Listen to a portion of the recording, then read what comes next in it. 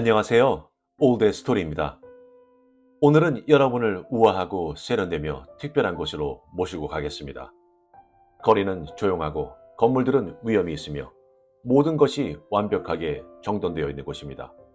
오늘 소개 작품은 미국 미스테리 소설가 주디스 켈만의 서튼 플레이스 실종 사건입니다. 맨하탄에서 가장 부유한 지역 중 하나를 배경으로 한 심리 스릴러 소설입니다. 그곳은 특권과 세련됨이 넘치는 세상으로 대화는 신중하고 예의범절은 흠잡을 데 없으며 지위가 모든 것을 조용히 규정하는 곳입니다. 하지만 그 매끄러운 표면 아래에는 더욱 어두운 무언가가 숨어 있습니다. 그럼 편안한 마음으로 감상하세요. 서턴 플레이스 실종 사건, 주디스 켈만. 그날 카페 오토로에서의 저녁 식사 메뉴는 밀라노식 송아지 고기 요리와 3건의 살인, 마약 단속, 대담한 보석 강도 다이몬드 슬림의 이야기였다. 온라인 타블로이드지 A리스트의 기자, 창백한 얼굴의 루번 제퍼슨은 스프링노트에 뭔가를 휘갈겨 쓰고 있었다. 피곤해 보이는 눈동자가 노트에서 아이폰으로 옮겨갔다. 아이디어가 기가 막히네, 조. 자네 책은 항상 재미있지. 나오면 꼭 읽어볼게. 제퍼슨은 벽에 붙은 파리처럼 조용히 지켜만 보기로 약속하고 한 달에 한 번 있는 뉴욕의 유명 미스터리 작가 모임에 함께했지만 지켜보기는커녕 분위기를 한껏 망쳐놓기 일쑤였다. 네. 수십 권이나 되는 자신의 인기 탐정 시리즈를 옆에 두고 앉은 잘생긴 조 랜섬은 길고 뾰족한 턱을 가진 말수 적은 남자였다. 하지만 제퍼슨은 결코 말수가 적지 않았다. 이 말은 꼭 해야겠군. 다이아몬드 슬림은 자네가 지금껏 만들어낸 최고의 캐릭터야. 왜소한 체격 덕분에 눈에 잘 띄지 않는 도둑이라니. 좁은 공간도 광선처럼 통과하고 영화를 만들려면 아무래도 CG 작업이 필요하겠지? 크로마키 기법을 쓰거나. 뭐 됐어. 어쨌든 정말 훌륭해. 대체 언제 이렇게 이런 멋진 캐릭터를 만들어낸 거야? 82년도요. 머리를 하나로 묶고 안경을 쓴 L.C. 크로커는 자신의 매브리코를 내려다보았다. 그는 자신의 최신작 경찰 소설을 A리스트 선정 최악의 범죄 소설 1위로 뽑은 제퍼스에게 불만이 많았다. L.C. 크로커의 쓰레기 소설이라는 제목의 유튜브 영상이 인터넷에서 널리 퍼졌다. 그래도 미스터리 소설의 데모 콜린 오데이는 제퍼스에 대한 적대심은 접어두고 모임에 대한 기사를 맡기고자 했다. 마음껏 욕하고 싶은 것이 크로코의 심정이었지만 콜린의 말에 반대하는 회원은 거의 없었다. 작업 중인 작품에 대한 내용은 절대 기사화하면 안 된다는 거 잊지 마세요, 제퍼스. 그러자 제퍼스는 손가락을 들어 총을 쏘는 신용을 했다. 물론이죠, 크로커. 잘 알고 있다니까요. 그리고 그 빌어먹을 휴대폰은 좀 넣어둬요. 트위터도 하지 말고 글도 올리지 말고 알겠어요? 아, 네. 그러죠 뭐. 저 다이아몬드 슬림 시리즈 정말 마음에 들어요. 빨리 읽어보고 싶네요. 스테퍼니 해리스가 상냥한 어조로 말했다. FBI 요원에서 실제 범죄를 다루는 논픽션 작가로 변신한 그녀는 소스와 부서진 빵 조각으로 어질러져서 전쟁터를 방불케 하는 테이블을 바라보며 말을 이었다. 아, 그리고 콜린, 정말 보고 싶었어요. 그동안 무슨 작업하고 계셨어요? 그러자 콜린 오데이가 범죄라도 공모하는 듯 쉬쉬하며 말했다. 비치 그레인저 사건 기억해? 기억날까 말까 하는데요. 크로코는 양손을 쫙 벌리고 끝만 서로 붙여 텐트처럼 만들었다. 정신과 의사 아닌가요? 환자가 그 사람 커피에 스트리크닌을 넣었잖아요. 그건 베티 베린저 박사지. 비치 그레인저는 1970년대 초반에 실종된 젊은 여자야. 죄송한데 전혀 모르겠어요. 당연히 그럴 수밖에요. 당신에게 1970년대는 호랑이 담배 피던 시절이니까 고대나 마찬가지 아니겠어? 제퍼스가 콧방귀 끼듯 말했다. 그럴지도 모르지. 하지만 역사는 매혹적인 거야. 특히나 확실하게 끝맺음 되지 않은 이야기일수록 흥미롭지. 완전하지 않은 이야기의 공백을 채울 수 있으니까. 그게 인간의 본성이야. 여기 있는 사람들도 그런 이유로 글쟁이가 된 것일 테고. 멋진 말씀이세요, 선생님. 무슨 말씀인지 잘 알겠습니다. 타임즈 베스트셀러 목록 1위의 연구 주차권을 가지고 계신 분을 거스를 생각은 없지만 갑자기 그 사건을 언급하시는 이유가 뭡니까? 왜 하필 지금? 제퍼슨은 손에 쥔 펜을 빙글빙글 돌리며 기자 특유의 날카로운 질문을 하나 더 던졌다. 그리고 왜 하필 그 사건을 언급하시는지 정말 궁금하네요. 답하기 쉬운 질문은 아니네, 제퍼스. 비치는 내 친구였어. 비치가 실종된 뒤로 난 큰 슬픔에 빠졌고 오랫동안 힘들었지. 하지만 아무리 나쁜 기억이라도 시간이 지나면서 흐릿해지기 마련 아니겠어? 그런데 지난 10월에 이른 폭설이 내렸을 때 말이야. 문득 비치 사건이 떠오르더라고. 그러곤 이상하게 계속 생각이 나는 거야. 그리고 어느 날 비치가 꿈에 나타났어. 너덜너덜한 가멜색 코트를 입고는 심한 눈보라를 맞으면서 웅크리고 있더라고. 모자 부분에 달린 덜 때문에 얼굴이 잘 보이지는 않았지만 눈만은 선명하게 보였어. 비치는 무슨 말인가를 했는데 휘몰아치는 바람 소리가 말소리를 삼켜버렸지. 하지만 원래 꿈에서는 논리가 왜곡되는 법이잖아. 이상하게 목소리가 들리더라고. 누구 없어요. 도와주세요. 제발. 하고 말이야. 나는 이름을 외치면서 그쪽으로 다가가려고 애를 썼어. 그런데 거센 눈보라가 나를 자꾸만 뒤로 밀어내는 거야. 어쩔 도리가 없었지. 내가 지른 비명소리에 놀라서 잠에서 깼어. 목이 따갑고 심장이 두근거리더라고. 조금 지나서야 끔찍한 꿈이랑 현실을 구분할 수 있겠더군. 잠이 완전히 깨고 정신이 맑아진 다음에는 내가 할 수 있는 일이 있다는 사실을 깨달았어. 비치 그레인저를 소재로 한 책을 써서 그녀의 실종에 관한 수수께끼를 푸는 거야. 꾸며낸 이야기로 말이죠. 제퍼스가 대꾸했다. 필요하다면 만들어낼 수도 있겠지. 나는 소설가니까. 하지만 비치의 실종 사건에 대해 몇 달 동안이나 조사를 했고 그녀가 어떻게 됐는지 알아냈다네. 그게 정말입니까? 관심 끌려고 하는 말이 아니고요? 제퍼스는 펜을 내려놓고 웃음을 터뜨렸다. 허허, 영리하시네요. 그래서 만들어낸 이야기가 뭡니까? 비치 그레인저는 어떤 사람이었죠? 그나저나 본명이 비치라니 본명 맞아요? 어디 잡종견 이름도 아니고 이거 원. 오데이는 고약한 냄새라도 취급하듯이 그 말을 무시하고는 실타래 불듯 이야기를 풀어놓았다. 제퍼스는 지렁이 기어가는 글씨로 받아 적었다. 비치는 사랑스러운 사람이었어. 얼굴도 마음씨도 아름다웠지. 실종된 뒤에 비치가 살던 서턴 플레이스에는 기자들이 들끓었어.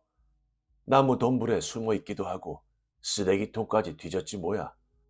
가스 회사에서 나온 수리기사인 척해서 집 안으로 들어간 기자까지 있었어. 가정부를 매수하려고도 했고 견디다 못한 비치의 남편은 기자들을 피해 숨어버렸어. 기자들은 최소한의 예의도 없었고 지켜야 할 선도 지키지 않았다네. 마치 동네 북이라도 되는 듯이 말이지. 죄송합니다만 사실 동네 북이 맞습니다. 대중이 알 권리에 대해서는 굳이 말씀드리지 않아도 되겠죠. 제퍼스가 말했다. 당신에게 입 다물 권리가 있다는 것도 굳이 말씀드리지 않아도 되겠죠? 제발 좀 조용히 해주실래요? 선생님, 어서 계속해 주세요. 크로커가 말했다. 그래, 아무튼 도저히 이해할 수가 없었어. 그렇게 똑똑하고 재능 많고 모든 걸 다 가진 친구가 어떻게 하루아침에 사라져 버릴 수 있었는지 모든 기대와 논리, 심지어 물리 법칙까지 거스르는 일이었다고.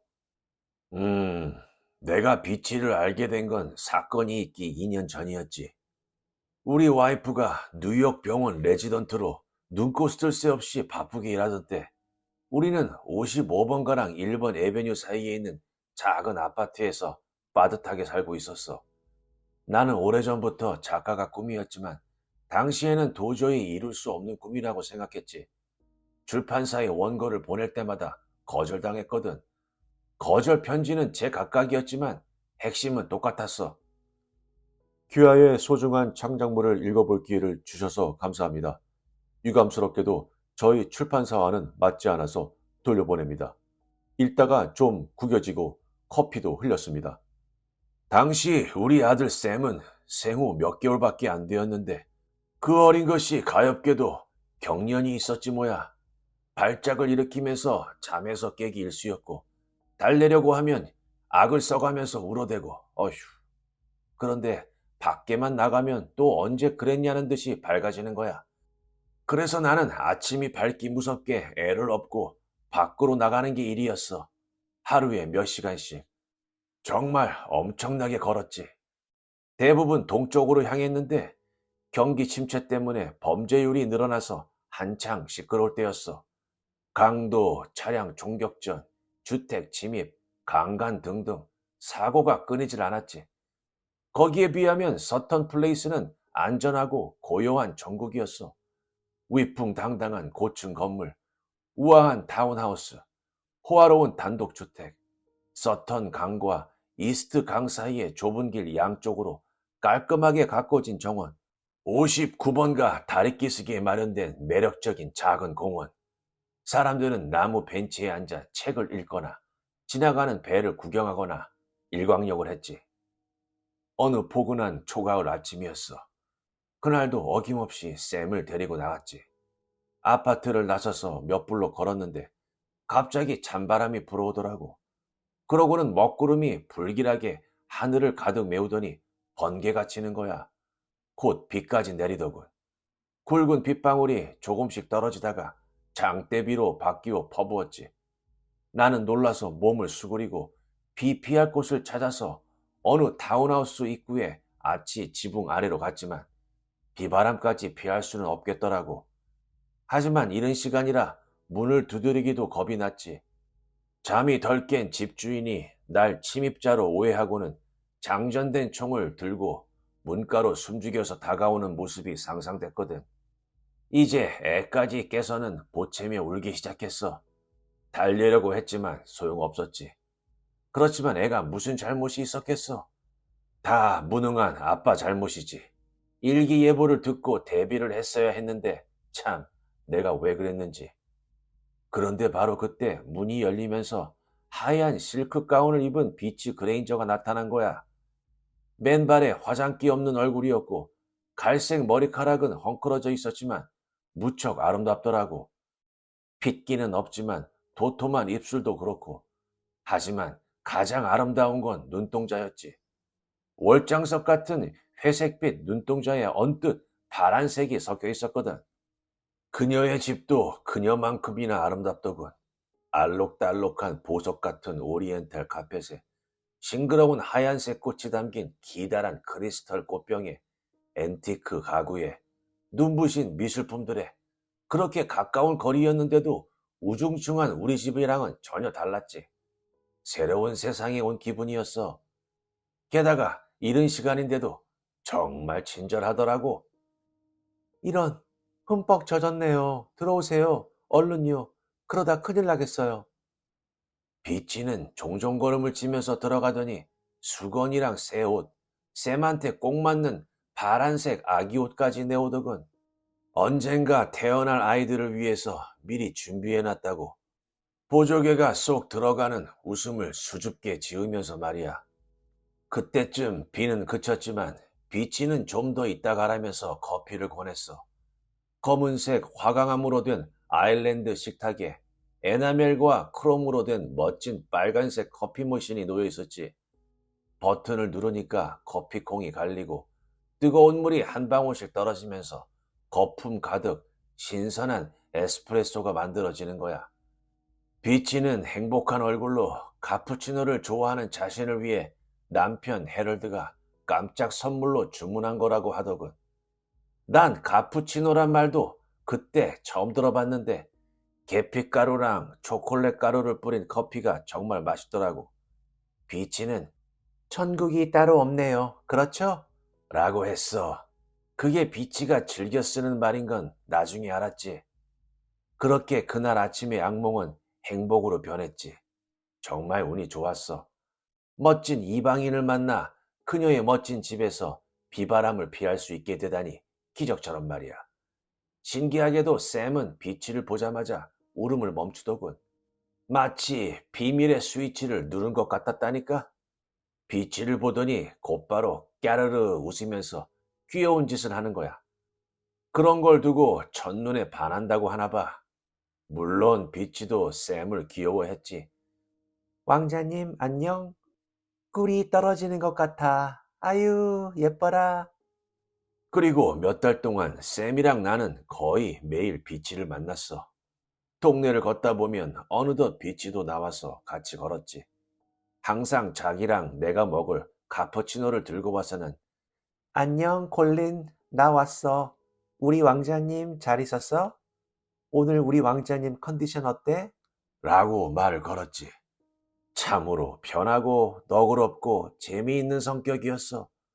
외모나 생활 방식만 보면 상류층 출신처럼 보였지만 미시시피의 작은 마을에서 목사의 딸로 태어났다고 했지. 여름이면 굶주린 모기들이 우글거리는 뜨거운 습지대라고 설명할 땐 비치의 달빛 눈동자가 뿌옇게 흐려지더라고. 머틀은 정말 작은 동네야. 주유소도 하나, 신호등도 하나뿐. 그러니 우리 교회에 길 잃은 영혼들이 별로 안 오는 것도 그럴만하다고 합리화할 수 있었지.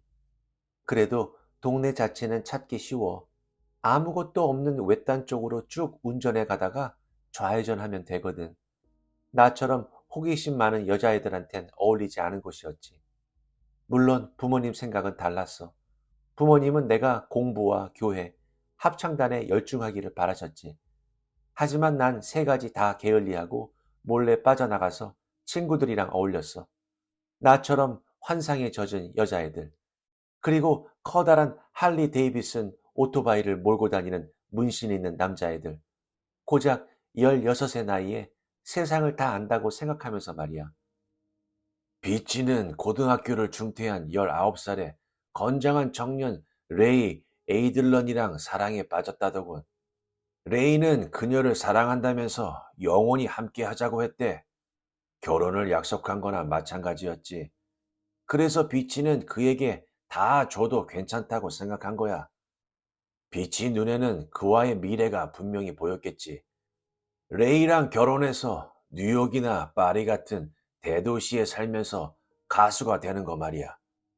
티파니에서 아침을 같은 할리우드 뮤지컬에 출연하거나 밴드에서 노래를 하거나 아니면 둘 다 할 수도 있고 아네트 푸니셀로처럼 음반도 내고 비치는 학교 다닐 때부터 목소리가 좋기로 유명해서 연극을 할 때마다 여주인공으로 뽑혔다더라고. 그리고 바퀴 달린 거라면 뭐든지 열광하고 자동차 수리에도 일가견이 있는 레이는 자동차 수리점이나 판매 대리점을 운영하는 거야. 비치는 둘이 같이 돈을 많이 벌어서 멋진 삶을 살 거라고 꿈을 꿨지. 그러다 비치가 임신했다는 사실이 밝혀진 거야. 목사인 아버지는 곤경에 처할 때마다 무릎을 꿇고 기도하라고 말했지만 자기는 그렇게 안 했어. 레밍턴 우드마스터 소총을 장전하고 레이를 찾아가서는 앞으로 딸 옆에 얼씬거렸다가는 머리통을 날려버리겠다고 협박했지. 비치는 레이가 보고 싶어서 미칠 지경이었대. 하지만 부모님 몰래 전화를 걸어도 안 받고 레이 친구들도 다들 레이를 못 봤다고 했다던걸. 어디로 갔는지 모르겠다고. 혹시 보면 전화하라고 전해주겠다고만 했대.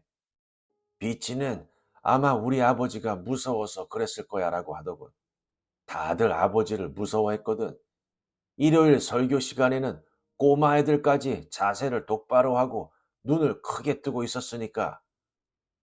그래도 비치는 레이가 자신을 만나러 올 거라고 믿었어. 영원히 함께 하자고 약속했으니까 같이 도망쳐서 애도 낳고 할리우드 영화처럼 행복하고 멋진 결말이 기다리고 있을 거라고 믿은 거야. 하지만 현실은 죄수나 마찬가지로 집안에 갇힌 신사였지. 아버지는 리놀륨 바닥을 계속 닦으라고 시키고 그렇게 하면 더럽혀진 영혼이 다시 깨끗해지기라도 할 것처럼 말이야. 또 계속 기도하지 않으면 불과 유황이 타오르는 지옥에 간다느니 하면서 쉬지 않고 설교를 했다더군. 하지만 어머니는 아무 말도 안 했대. 공허한 표정으로 빛바랜 파란색 원피스를 입고 현관 그네에 앉아서 좋아하는 노래를 부르기만 한다고. 문 리버, 달빛이 흐르는 드넓은 강 하면서 말이야. 비치는 그곳을 탈출하기로 마음먹었어. 엄마가 냉동실에 오크라 뒤에 숨겨놓은 비상금 50달러를 훔쳐서 손에 잡히는 대로 짐을 챙기고는 힘껏 달렸지. 더운 날이면 늘 그랬듯이 레이가 친구들이랑 개울에서 놀고 있으리라고 생각했대. 그런데 레이는 정말로 거기에 있었어. 다만 우거진 덤불 뒤에서 결혼을 약속한 사람들만이 할 수 있는 일을 비치의 제일 친한 친구 완다랑 하고 있었지. 그 후의 기억은 흐릿하다고 했어. 어쩌다 보니 뉴욕으로 가는 시외버스에 몸을 실었고 다음날 밤에 사람들로 북적거리는 뉴욕 시외버스 터미널에 도착했다더군. 가진 건 갈갈이 찢긴 마음과 끔찍한 복통뿐. 갈 곳도 없는 처지였지. 나쁜 남자들이 사냥개한테 들러붙는 벼룩처럼 따라붙었지만 다행히 비치는 그 자리를 벗어나야 한다는 걸 잘 알고 있었지. 제일 먼저 보이는 교회로 들어가서 좌석에 웅크리고 잠을 청했대. 그리고 몇 시간 뒤에 극심한 고통에 깨보니 글쎄 사방에 피가 흥건한 거야. 사이렌 소리가 점점 가깝게 울려 퍼졌고 낯선 사람들이 자기를 이동 침대에 실어서 세인트 루크에 있는 응급실로 데려갔다더군. 꼼짝없이 죽겠다고 생각했대. 아버지 말대로 죄를 지어서 벌을 받는 거라고. 유산이 뭔지도 몰랐던 거지. 수술이 끝난 뒤에 병원에 사회복지사가 와서 질문을 퍼부었어. 몇 살인지, 부모님은 어디에 있는지, 집은 어디인지, 보험은 있는지. 비치는 본능적으로 거짓말을 해야겠다는 생각이 들었대. 나이보다도 어려 보이는 편이긴 했지만 19살이라고 말을 했지. 남편은 예비군 훈련을 가서 며칠 후에나 돌아온다고 했고 집 주소는 3번 에베뉴 915번지고 친구 PJ 클라크가 자기를 돌봐줄 거라고 했어. 뉴욕으로 오는 버스 안에 있던 광고지에서 그 이름이랑 주소를 봤대. 육군에서 제공하는 보험이 있는데 보험 카드를 남편이 가지고 있으니 가능한 빨리 병원에 전화해서 카드 번호를 알려주겠다고 약속까지 했지. 놀랍게도 사회복지사는 비치의 말을 믿었어. 비치는 들켜서 집으로 보내지는 일이 없도록 계속 거짓말을 만들어냈지. 절대 머틀로 돌아갈 수는 없었던 거야. 일단 아버지가 가만두지 않을 거고 레이의 사랑도 식었으니까. 아니, 사랑한다는 말이 처음부터 거짓말이었는지도 모르는 일이고. 비치는 이리저리 돌아다니면서 몇 달러를 손에 넣었어. 사람들한테서 적선을 받은 거지. 길에서, 쓰레기통에서, 누가 먹다 버린 음식이며 장갑, 앞판에 눈사람이 그려진 두툼한 초록색 울 스웨터 등 온갖 물건을 주었어. 눈사람 스웨터는 유치하기 짝이 없었지만 따뜻하긴 했대. 그걸 보고 깔깔 웃어댈 친구들의 모습이 떠올랐지만 곧바로 떨쳐버렸다더군. 이제 자기한테는 친구도 집도 없는 거라고. 어느 날 밤 크리스마스에서 일주일쯤 지났을까? 비치는 주의를 피하려고 시끄러운 술집으로 들어갔고 여럿이서 술을 마시면서 떠들고 있었지. 뒤쪽 어두운 곳에서는 작업용 셔츠 차림에 삐쩍 마르고 수염이 난 남자가 낡은 소형 피아노를 연주하고 있었어. 그건 비치 어머니가 제일 좋아하던 노래였대. 달빛이 흐르는 드넓은 강. 비치는 모에 흘린 듯이 피아노 앞으로 다가갔어. 머릿속에 온갖 생각이 떠올랐지. 외로움, 그리움, 산산조각난 꿈에 견딜 수 없는 무게. 술집 매니저가 올 때까지도 자기가 큰 소리로 노래하고 있었다는 걸 몰랐던가 봐. 말랐지만 강단 있어 보이는 남자는 차스라는 이름표를 달고 있었대.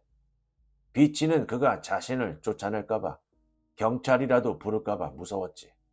하지만 매니저는 목소리가 마음에 든다며 공연을 해볼 생각이 없는지 물었어.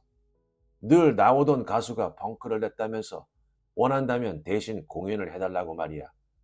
이 얘기를 하면서 또 천국이 따로 없어. 그렇지? 라고 말하고는 웃더라고. 그 후로 순식간에 엄청난 변화가 일어났지. 애초에 가수에 어울리는 외모를 갖춘데다 머리 회전도 빨라서 이것저것 빨리 배웠어. 느릿한 남부 말투를 없애고 관객을 자유자재로 다루는 법을 익혔지. 한 번은 내가 보여달라고 조르니까 관능적인 표정을 하고 나른한 목소리를 내는 거야. 쌤이 까르르 웃더라고. 곧 팬들도 생겼어. 처음에는 룸메이트들이랑 같이 살았는데 머지않아 혼자 살 수 있는 형편이 됐지. 20대 초반에는 플라자 호텔이랑 상류층 파티에서 노래를 부르게 됐어. 화려한 행사에 자유롭게 출입하고 옷장에는 아름다운 드레스가 가득하고 구원자들도 넘쳐나고 본인조차 믿기 어려울 정도로 삶이 완전히 바뀐 거야. 넘쳐나는 돈이 정신을 몽롱하게 만들었지만 언제든 12시 정각이 찾아오면 신데렐라처럼 환상이 깨질 수도 있다는 걸 알고 있는 기분 말이야. 눈 깜짝할 사이에 모든 게 휙 사라졌겠네요. 제퍼스가 마술로 새를 사라지게 하듯한 제스처를 하며 끼어들었다. 곧이어 크로코가 제퍼스를 사라지게 만들려는 듯 똑같은 흉내를 냈다. 물론 제퍼스는 사라지지 않았다. 제퍼스가 노려보자 크로코는 퉁명스럽게 대꾸했다. 제발 자제 좀 합시다. 이야기 중이잖아요. 계속하세요, 콜린. 그래서 그 다음은 어떻게 됐죠? 비치는 비공개 영화 시사회에서 해럴드 그레인저를 만났어. 두 사람은 첫눈에 서로 매력을 느꼈지만 비치는 그와 사랑에 빠지는 게 내키지 않았지. 해럴드는 장성한 아들과 딸이 있는 호라비에 자기보다 몇십 살은 더 많았거든. 게다가 레이한테 배신당한 뒤에는 남자를 못 믿게 됐어. 나이 차이도 그렇고 두 사람 모두에게 힘든 사랑이 될까봐 걱정스러웠을 거야. 무엇보다 두 사람이 속한 세계가 전혀 다르다는 게 제일 큰 문제였지. 비치가 자기 과거에 대해 말했을 때 해럴드는 별로 개의치 않았지만 비치는 언젠가 그가 자신이 시골뜨기에 불과하다는 사실을 깨닫고 떠나버릴 거라고 생각했거든. 하지만 해럴드는 끈질기게 구애했어. 둘은 일단 친구가 됐고 곧 그 이상으로 발전하게 됐지. 내가 비치를 처음 만났을 때 둘은 결혼한 지 3년째였어. 맨하탄에 있는 궁전 같은 칼라일 호텔에서 동화 같은 결혼식을 올리고 크로아티아의 달마시안 해안에서 요트로 신혼생활을 즐겼지. 해럴드는 결혼 선물로 서턴 플레이스에 있는 타운하우스를 사서 최고의 디자이너에게 인테리어를 맡겼어. 그걸 받고 비치는 크리스마스 아침에 조랑말을 선물 받은 어린아이처럼 정말 눈이 휘둥그레질 만큼 놀랍고 기뻤다고 하더군. 나는 비치랑 함께하는 시간이 좋았지만 결국은 조금씩 멀어져 갔어. 경련이 사라지면서 샘이 전사처럼 하루에 2번이나 낮잠을 자기 시작했거든. 아이가 자는 동안 글을 썼는데 기적 같은 일이 계속 일어났어. 거절 편지 대신 편집자들의 격려 편지를 받게 된 거야. 그러다 드디어 엘러리 퀸 미스터리 매거진에 단편 하나가 실리게 됐지. 내 와이프 스승님이 UCLA 학과장으로 가면서 시세보다 훨씬 싼 가격에 더틀 베이에 있는 해가 잘 드는 방 2개짜리 아파트를 빌려줬어. 샘을 데리고 나갈 때마다 혹시나 비치를 만나지 않을까 유심히 살폈지만 그런 일은 거의 안 일어나더라고. 어쩌다 마주쳐도 짧게 인사만 하고 헤어졌지. 그럴 때마다 조만간 보자는 이야기를 했지만 그렇게 되진 않았어. 그렇게 몇 달이 흐른 어느 날 문 아래에서 초대장을 발견했지 뭐야. 봉투 안에는 비치가 화려한 손글씨로 쓴 메모가 들어있었어. 이웃이 해럴드를 위해 파티를 여는데 꼭 참석해 달라더군. 비치의 이웃인 브로톤 부부는 서턴 플레이스에서 가장 큰 주택에 살았는데 JP 모건의 딸 앤을 위해 지어진 조지아식 4층짜리 벽돌 건물이었어. 파티에 가야 할지 와이프하고 상의를 해봤지. 헤럴드의 부자 친구들에 둘러싸여 있으면 꽂아놓은 보릿자루가 된 기분일 것 같아서 망설여졌거든.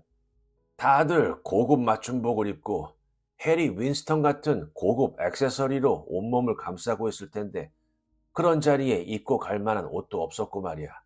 하지만 결국 가기로 결정했어. 피치가 나를 친구로 받아줬는데 나랑 샘한테 그렇게 잘해줬는데 그 부탁을 어떻게 거절할 수가 있었겠어? 다행히도 여동생 모린한테 도움을 구할 수 있었지. 모린이랑 남편 프랭크는 부동산으로 큰 돈을 벌었거든. 남편이 가장 아끼는 옷을 빌려줄 테니까 꼭 입고 가라고 하더군.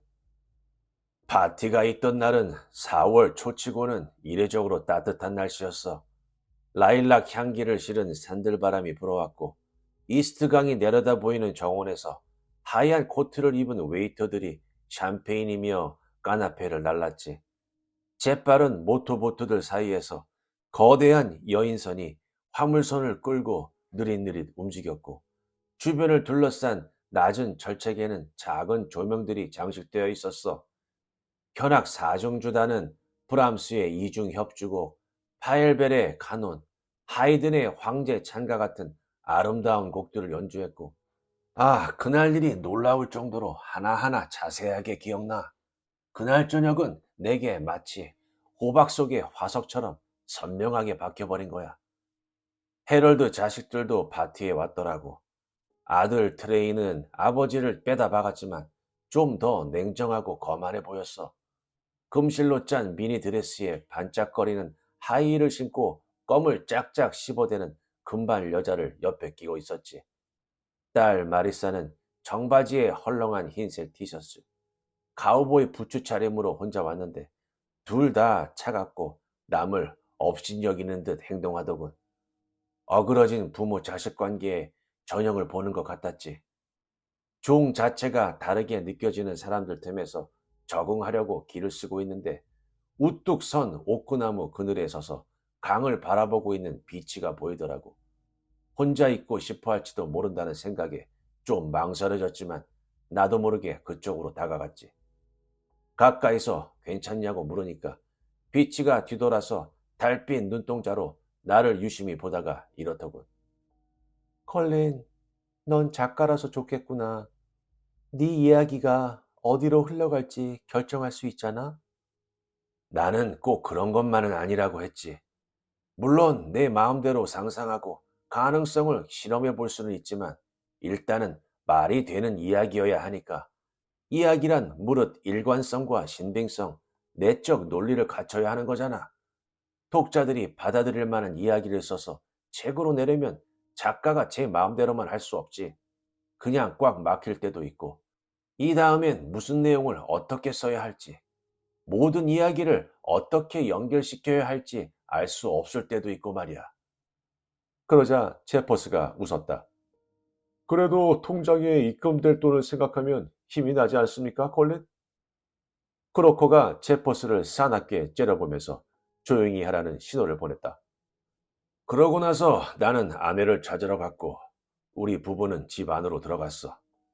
비치는 문을 열어주고는 날 보더니 바로 껴안더라고. 평소에 그렇게 인사한 적이 한 번도 없었는데 말이야.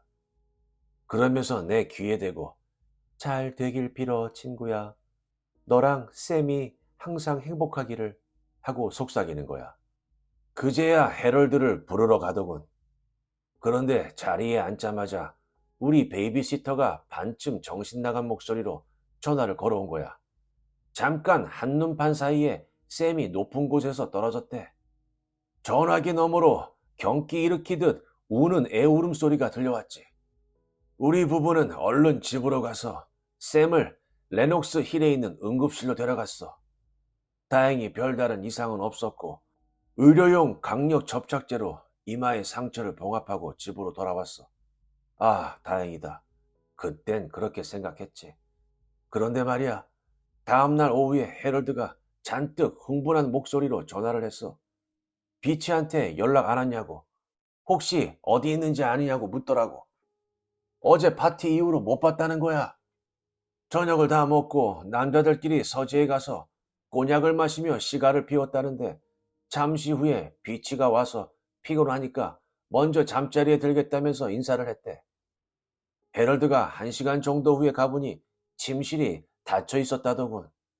그래서 아내가 깰까봐 손님 방에서 잠을 잔 거야. 그런데 다음날 아침에 일어나 보니 아내가 없었다더라고. 방은 파티 준비를 하던 상태 그대로였고 화장품이랑 브러쉬, 뚜껑에 술이 달린 크리스털 향수병도 화장대에 그대로 널려 있었대. 잠을 자는 흔적은 전혀 없었고 말이야. 나는 헤럴드를 진정시키려고 했지. 산책을 나갔다가 시간 가는 줄 모르고 있을 거라고 말이야. 비치는 원체 여기저기 돌아다니는 걸 좋아했으니까. 하지만 속으로는 뭐가 잘못되는 걸 알겠더라고. 사흘 뒤 신문 일면에 백만장자의 신부 실종이라는 기사가 대문짝만하게 실렸어. 제목 아래로는 두 사람의 결혼 사진이 올라와 있었지. 비치의 환하게 빛나는 얼굴, 그 달빛 눈동자는 밝은 앞날만 생각하고 있는 것 같았어. 그러고는 대대적인 조사가 이루어졌지. 사방에 포스터가 붙고 헤럴드는 결정적인 정보를 제공하는 사람한테 10만 달러나 주겠다고 했고, 비치가 사라진 걸 두고 정말 온갖 추측이 난무했지. 살해돼서 이스트 강에 버려졌는데 조류가 너무 세서 시체가 벌써 바다에 떠내려갔을 거라고 했지 뭐야. 불치병에 걸려서 혼자 죽음을 맞이하려고 사라졌다는 말도 있었어. 다른 남자랑 눈이 맞아서 도망간 거라고도, 범죄 조직의 알력 다툼에 휘말렸을 거라고도 했고, 광적인 팬이 납치한 거라는 추측도 있었어. 그 정도의 미모와 재능에 부자랑 결혼까지 했으니 분명 누군가가 노리고 있었을 거라나. 참나, 마약 중독이다, 신경쇠약이다, 자살이다, 뭐다 하며 입을 마구 놀려대더라고. 하지만 몇 년이 지나도록 몸값을 요구하는 연락도 없고 시체나 유서는커녕 작은 단서조차 발견되지 않았지. 그러자 그 얘기는 점점 뒷전으로 밀려나더니 결국은 사람들 입에 오르내리는 일도 없어지더군. 몇 년 뒤에 비치의 실종을 다룬 사라진 소녀라는 책이 나왔는데 거기서는 비치가 광신적 종교 집단의 지도자가 돼서 에디론덱 산맥에서 은둔 생활을 하고 있다고 주장을 했어. 물론 수사 결과 그런 집단은 존재하지도 않았다는 게 밝혀졌지. 작가가 한몫 잡으려고 만들어낸 이야기였지 뭐야. 하지만 그 책 때문에 다시 한번 시끌시끌했다고. 서턴 플레이스는 달갑지 않은 취재진이 또 몰려드는 걸 지켜봐야만 했지. 그런데 그것도 신빙성 없는 내용이라는 사실이 밝혀진 후로는 곧바로 잠잠해졌어. 헤럴드가 서턴 플레이스를 떠난 것도 이해해. 나 역시 오랫동안 일부러 그곳을 피했으니까. 그러다가 샘이 어린이집에 가 있던 어느 날 오전에 잠깐 가서 비치가 살던 타운하우스를 둘러봤어. 관리하는 사람이 있는 듯 화단에는 셀비어와 금오초가 활짝 피어있고 잔디랑 나무도 깔끔하게 손질해 놓고 납땜 유리로 만든 창문도 반짝거리더라고. 살짝 안을 들여다보니까 놀랍게도 하나도 변한 게 없는 거야. 부엌으로 이어지는 아치형 입구에서 얼핏 비치가 아끼던 커피 머신이 보이더군. 비치가 금방이라도 그렇게 좋아하던 카푸치노를 뽑아 마실 것처럼 컵도 같이 놓여 있고 말이야. 하지만 집이 텅 빈 느낌은 들었어. 더 이상 아무도 살지 않는 집이라는 게 느껴졌지. 그 몇 주 뒤에 아내가 레지던트 과정을 끝내고 코네리컷 그리니치에 있는 내과에서 일하게 돼서 우리 가족도 이사를 했지. 내 첫 번째 소설은 흔적도 없이 묻히고 말았지만 두 번째 소설은 놀랍게도 베스트셀러가 됐어. 크노프 출판사랑 3권짜리 계약을 하고 어마어마한 계약금도 받고 말이야. 그 돈을 보태서 집도 샀지. 우리 가족은 식구가 계속 늘었어. 둘째 릴리언에 이어 쌍둥이 루시와 패치를 낳고 막내 로버트까지 태어났으니까 정신없이 바쁜 나날이었지만 정말 행복했어. 아이들과 함께하는 시간은 그 무엇보다도 바꿀 수 없는 만큼 소중하지. 애들이 다 커서 독립한 뒤에 우리 부부는 리버사이드 드라이브에 있는 아파트를 샀어. 맨하튼에 작은 아파트가 있었으면 좋겠다는 생각을 늘 했거든.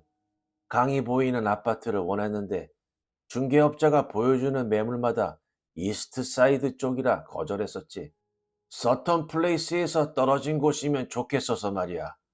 실제로 지난 가을까지 서턴 플레이스 생각은 전혀 안 하고 지냈어.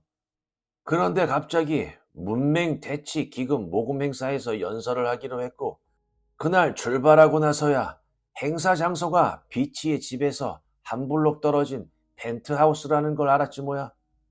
눈이 와서 일찍 출발한 덕분에 몇 분 일찍 도착했지. 운전사한테 동네를 천천히 한 바퀴 돌아달라고 부탁했어. 그러길 잘했지. 피한다고 사라지는 게 아니니까. 그 비극적인 사건을 없었던 일인 척 하는 것보다는 똑바로 마주보는 게 낫겠다는 생각이 들더라고. 그래서 그 사건에 몰입하게 됐고 글로 써야겠다고 결심한 거야. 그러고 나서도 서턴 플레이스에 다시 가지는 않았어. 런던에 가서 헤럴드의 사업 파트너였던 리처드 다윗을 만났고, 프랑스에 가서 헤럴드 동생 그레고리도 만났지. 헤럴드 친구 몇 명이 은퇴하고 플로리다에 산다기에 밤비치랑 키비스케인에서도 몇 주를 보냈고, 헤럴드의 자식들은 베벌리 힐즈의 아파트에서 살고 있더군. 둘 다 예순이 넘었어. 트레이는 두 번 결혼해서 두 딸을 뒀는데 지금은 젊은 여배우랑 약혼한 상태더라고. 마리사는 엘로이즈라는 여자친구랑 살면서 로데오 드라이브에서 미술 갤러리를 운영하고 있고, 비치가 사라진 후 헤럴드는 코스타리카로 가서 정착했대. 조용한 곳에서 소박하게 살다가 10년 전에 뇌졸중으로 세상을 떠났다더라고. 전 재산은 카리브해의 열대우림을 보호하는 단체에 남겼고, 드레이랑 마리사는 유산을 받아내려고 거물급 변호사들만 고용했지만 결국 재판에서 졌지. 내가 마지막으로 들른 곳은 비치의 고향이었어. 미시시피주 머틀. 인구가 500명밖에 되지 않는 아주 작은 동네야.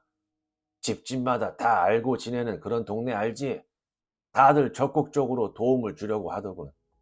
비치 아버지는 이미 세상을 떠났지만 대신 신도들을 만나볼 수 있었어. 목사님이 생전에 위스키를 그렇게 좋아했대. 치료용으로 마셨는데 비치가 집을 나간 뒤로는 위스키에 더 심하게 의존했다고 해. 어느 날 동네 술집에서 과음을 하고는 픽업 트럭을 몰고 가다가 어린 남자애들 둘이 탄 차를 들이받은 거야. 그 사고로 전원 사망했지. 브렌트라는 남자랑도 얘기를 나눴어. 콩 농장을 운영한 지 6대째 되는 사람인데 비치의 엄마 제니랑 고등학교 동창이라고 했지. 딸은 집을 나가고 남편은 알코올 중독이 되고, 몇 년 동안 불행한 처지를 비관하던 제니는 어느 날 행방불명이 됐대. 몇 주가 지나 강에서 시체가 떠올랐지. 검시관은 사고로 인한 익사라고 결론을 지었지만 브렌트는 자살이 분명하다고 그러더군.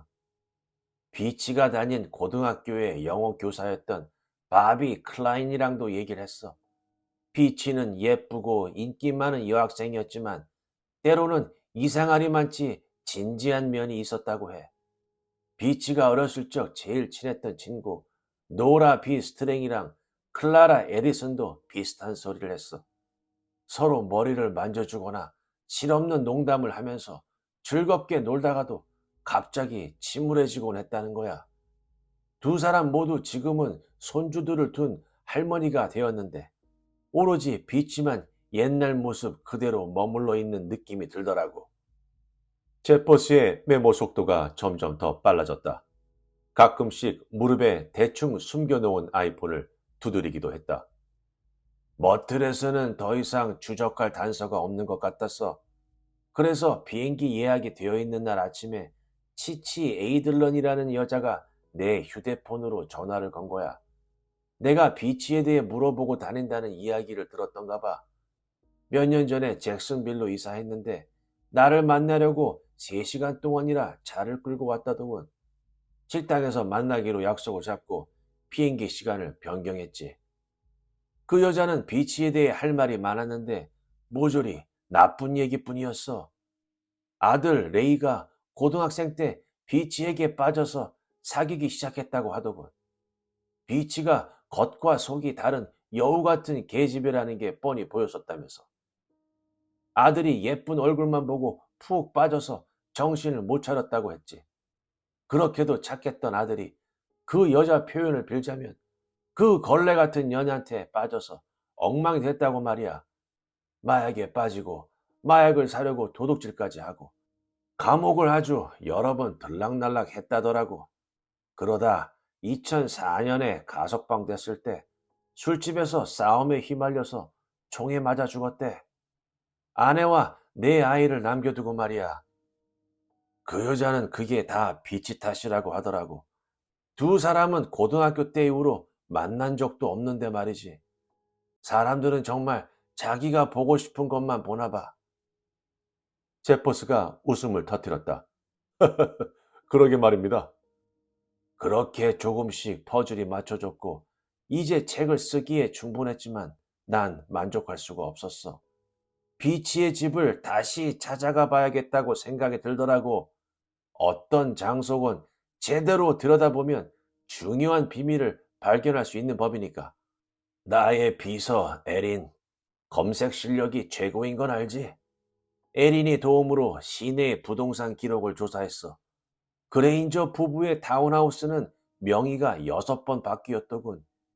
현재 주인인 매튜스 부부에게 팔린 게 3년 전이었어. 그 부부한테 잠깐 방문해도 되겠냐고 음성 메시지를 남겼지. 1층을 잠깐 둘러보기만 하겠다고 말이야. 하지만 연락이 없더군.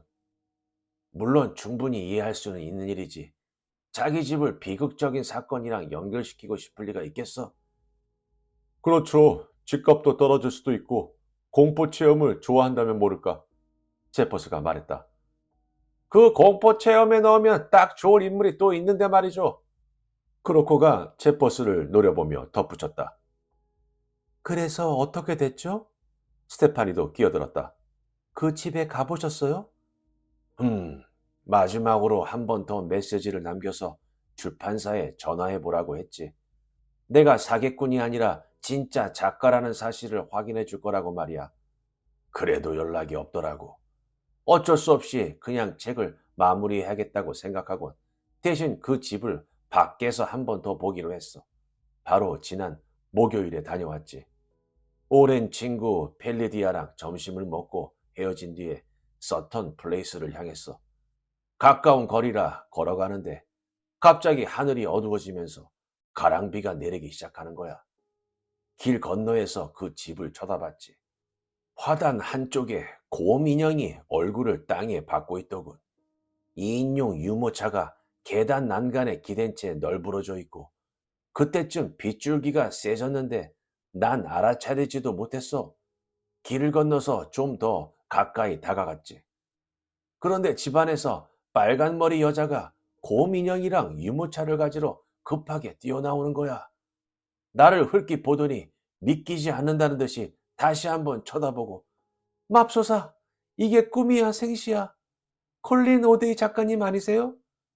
맞아요. 불쑥 찾아와서 죄송합니다. 대답을 못 들었는데도 불쑥 찾아왔으니 잘못이 아니고 뭐겠어? 그래서 모르는 사람의 방문을 거부하는 건 당연한 권리라고 하면서 사과를 했지. 그랬더니 뭔가 이상하다는 듯 얼굴을 찌푸리더라고. 전화를 하셨다고요? 메시지 못 받았는데. 어쨌든 환영해요. 어서 들어오세요. 그녀는 곰인형을 원목 흔들 의자에 올려두고 유모차는 뒤쪽 복도에 놓고 이렇게 말했어. 콜린 씨, 전 캐롤린 매튜스예요. 만나 뵈서 정말 반가워요. 작가님은 제가 제일 좋아하는 작가랍니다. 혹시 새롭게 쓰시는 소설 때문에 저희 집을 둘러보시려는 건가요? 정말 영광이에요. 나는 사실을 조금 모호하게 돌려 말했지. 1970년대에 일어난 미해결 사건을 토대로 하는 소설인데 이런 타운하우스를 배경으로 넣을 예정인데 자세한 세부 사항이나 정확한 위치 같은 건 숨길 거라고 말이야. 그랬더니 도움이 된다면 기쁘겠다고 하더군. 그러고는 사과를 하는 거야. 연락이 꼬여서 죄송하게 됐어요. 보모가 폐렴으로 쉬고 있거든요. 예전 보모가 잠깐 도와주고 있는데 아마 메시지 전달해 주는 걸 깜빡했나 봐요. 평소에 물건도 싱크대 아래, 탁자 뒤 등등 온갖 이상한 곳에 넣어두거든요. 정리를 못 하세요. 정신은 좀 없지만 그래도 아이들은 잘 봐준답니다. 메리 포핀스처럼요. 미국인의 나이가 훨씬 많다는 점만 빼면 똑같죠. 저희한테는 가족 같은 분위기도 하고요. 남편의 보모였거든요. 지금 2층에서 우리 샘을 목욕시키고 계세요. 녀석이 엄청 흘리면서 먹거든요. 요구르트랑 으깬 콩을 휘두르는 잭슨 폴록 같다니까요. 아, 곰인형을 데리고 얼른 2층으로 올라가 봐야겠네요. 낮잠은 2층에서만 자려고 하거든요. 그럼 편안하게 마음껏 둘러보세요. 집안에 모든 게 바뀌어 있더군. 푸른색의 프랑스풍 동그란 의자와 메이 웨스트 입술 소파 등 현대적인 가구로 말이야. 장난감, 계단을 막아놓은 작은 문 등 사방에는 애들 물건이 널브러져 있었어. 그 집은 아들만 셋인데 첫째와 둘째는 유치원생이고 아직 아기인 막내는 위층에서 깔깔거리며 물장구 치고 있었지. 보모가 흥얼거리는 소리도 들렸어. 익숙한 음이었는데 뭔지는 알 수 없더군. 이렇게 집안에 생기가 넘치는 모습을 봤더라면 비치가 얼마나 기뻐했을까? 분명히 천국이 따로 없어. 그렇지? 라고 했을 거야. 하지만 별 다른 소득은 없었어. 갑자기 영감이 떠오르거나 하진 않았다는 얘기지. 그래서 2층에 있던 캐럴린 매튜스한테 고맙다는 인사를 하고 밖으로 나갔어. 택시를 잡으려는 순간 문득 떠오르는 생각이 있더라고. 오던 길을 되돌아가서 브로톤 부부의 집이었던 곳을 지나쳤지. 그때 파티가 열렸던 곳 말이야. 비치가 실종되고 1년 뒤에 부부는 그 집을 유엔에 기부했고 그 후로는 유엔 사무총장 사택으로 사용되고 있지. 입구에 마련된 경찰 조서는 창문이 검게 칠해져 있더군. 혹시나 그 안에서 누가 보고 있을까봐 구석으로 가서 멈췄어. 광나무 사이로 얼핏 정원이 보이더라고. 정원을 보자마자 내 마음은 파티가 있던 그날 밤으로 돌아갔어. 지나가는 화물선의 우르릉 소리 위로 울려 퍼지던 파엘벨의 카논 연주와 길쭉한 샴페인 잔이 쨍그랑 부딪히는 소리, 그리고 뒤섞인 웃음소리가 들렸어. 라일락 향기가 희미하게 실린 보드라운 산들바람도 느껴졌고 만월에 가까운 달빛 아래 모인 세련된 차림의 손님들. 그러다 그늘 속에 서서 강의 조류를 바라보는 비치가 보였지. 그녀가 고개를 돌려 매혹적인 눈으로 나를 보면서 말하는 거야. 콜린, 넌 작가라서 좋겠구나. 그리고 우리가 집 안으로 들어갔을 때 비치가 문을 열어주고는 몸을 숙여 나를 안아. 바로 그 순간 모든 퍼즐 조각이 맞춰졌어. 처음부터 답은 나한테 있었던 거야. 제퍼스가 쏘아보았다. 뭐라고요? 이해가 안 돼요. 계속 들어봐. 난 택시를 잡아 탔어.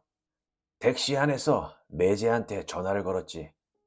내 동생 모리는 1년 전에 백혈병으로 세상을 떠났는데 그 뒤로 가엾은 프랭크는 심각한 우울증에 걸렸어.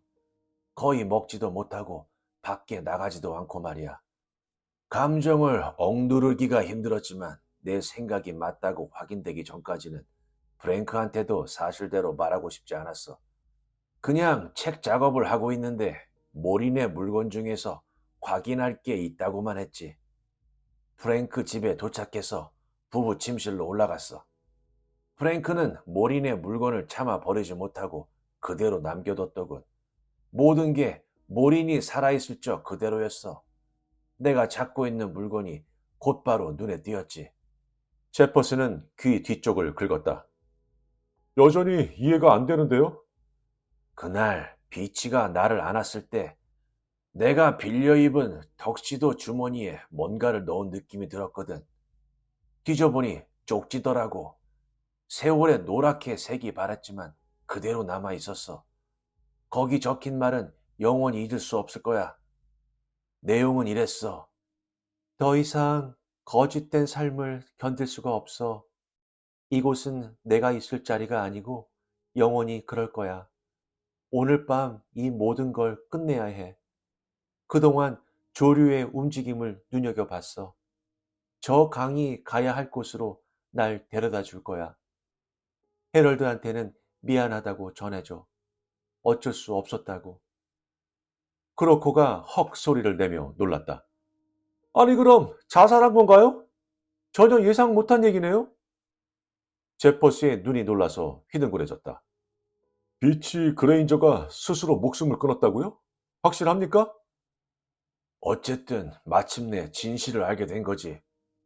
콜린이 와인잔을 들었다. 비치 그레인저를 위하여 그녀는 고통을 끝낼 수 있는 유일한 방법을 택했다네. 그녀가 편히 잠들길. 나머지 사람들도 모두 엄숙하게 따라했다. 비치 그레인저를 위하여. 그때 제퍼스가 갑자기 벌떡 일어났다. 잠깐 실례. 화장실이 급해서요. 방금 얘기는 기사화하면 안 돼, 제퍼스. 알아들어? 하지만 기자는 휴대폰을 두드려대면서 급하게 화장실로 달려갔다. 크로코가 혐오스럽다는 듯이 씩씩거렸다. 저 거머리 같은 자식. 분명히 선생님이 한 이야기를 결말까지 다 트위터에 올릴 겁니다.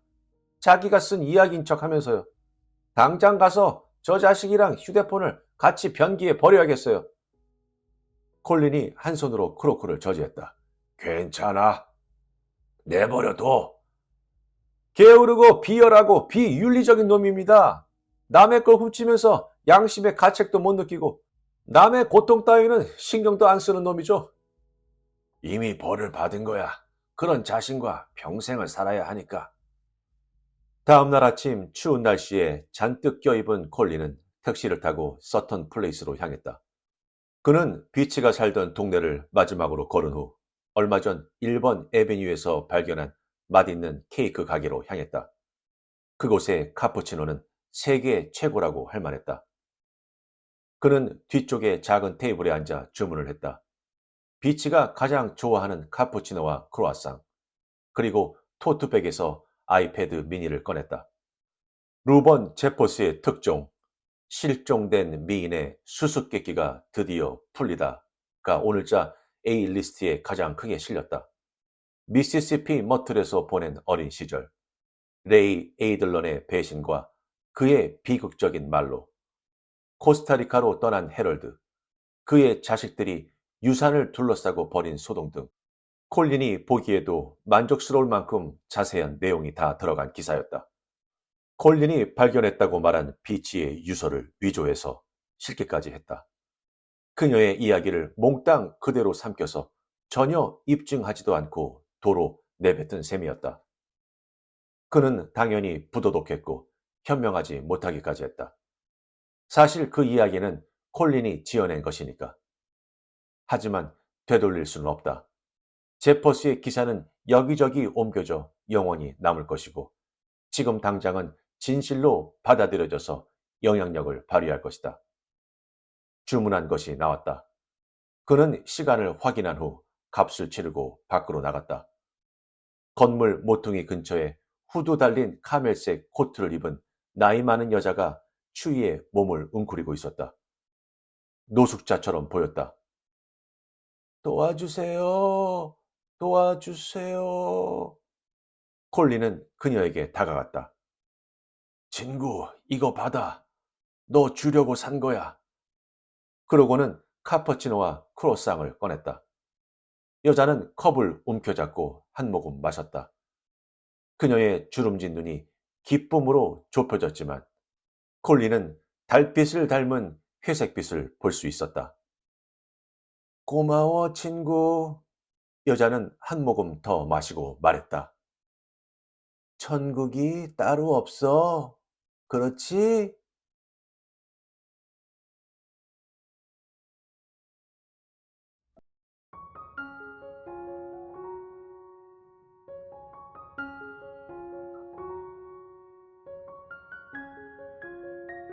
어떠셨나요? 음, 조용한 이야기. 하지만 결코 온화한 이야기는 아니죠. 작가 주디스 켈만은 극적인 악당을 등장시키지 않습니다.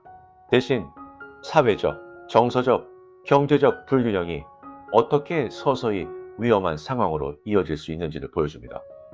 그리고 세상이 진실보다 겉모습을 더 중시할 때 얼마나 쉽게 고립될 수 있는지를 보여줍니다.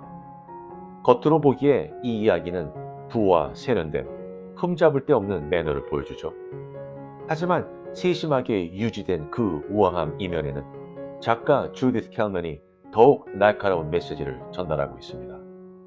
그녀는 권력이 어떻게 조용히 작동하는지, 즉 통제가 항상 소리치는 것이 아니라 종종 미소로 나타나는 것을 보여줍니다. 이 이야기가 불안감을 자아내는 이유는 폭력 때문이 아니라 불균형 때문이죠. 한 사람이 완벽하게 합리적인 척하면서도 상황을 장악하는 미묘한 방식들 말이죠. 작가는 범죄 자체보다는 범죄가 일어날 수 있도록 만드는 환경, 즉 진실보다 평판이 중요하고 겉모습으로는 거의 모든 것을 감출 수 있는 세상에 더 관심을 기울이는 듯합니다. 이 작품은 단순한 배경 이상의 의미를 지닌다고 볼 수 있는데요. 그것은 특권이 결과를 완화시켜준다는 일종의 보호막을 상징합니다. 진정한 긴장감은 사건 자체에서 발생하는 것이 아니라 사건이 발생했을 때 누가 보호받는가에 있습니다. 어찌 보면 그게 바로 핵심일지도 모르죠. 모든 게 완벽해 보이는 곳에서는 누가 뭔가 잘못됐다는 걸 눈치챌 수 있을까요? 음, 그렇다면 만약 누군가 여러분을 서튼 플레이스에서 열리는 칵테일 파티에 초대한다면 가실 건가요? 글쎄요. 음, 가고 싶지만 저는 사양할 것 같은데요. 어쨌든 앞으로 대리석 바닥과 겉모습은 신경 쓰지 않도록 살겠습니다. 구독과 좋아요는 영상 제작에 많은 힘이 됩니다. 감사합니다.